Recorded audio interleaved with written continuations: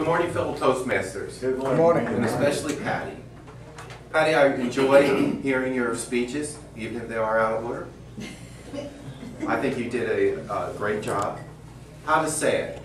I think that is one of the best speeches, because we all get caught up in how to say things sometimes to make the most point of what we're trying to get across. In my opinion, your speech was about taking the negative and turning it into a positive.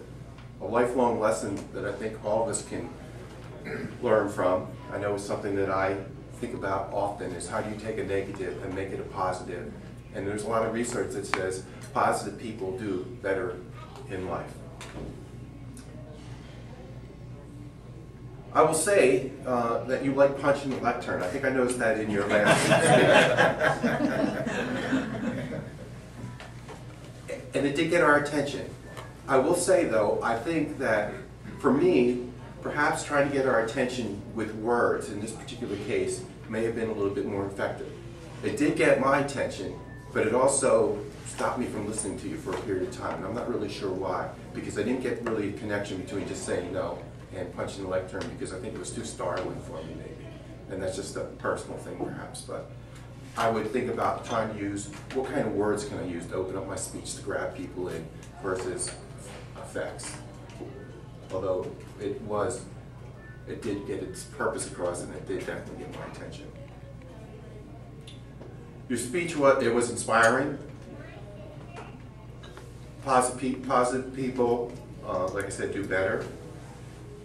Sometimes choices are difficult, and I think that's one of the things that you brought out in your speech, is that we often do have to choose. And we can choose to be positive, or we can choose to be negative.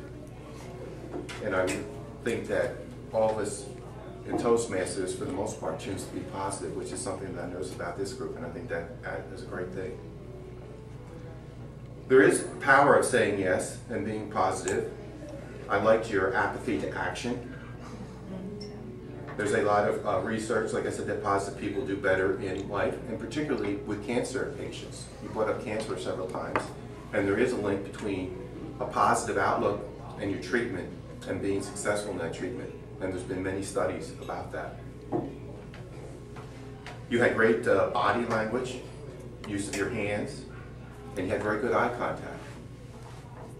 Some of the other things that you did, you used repetitive things that added to the speech.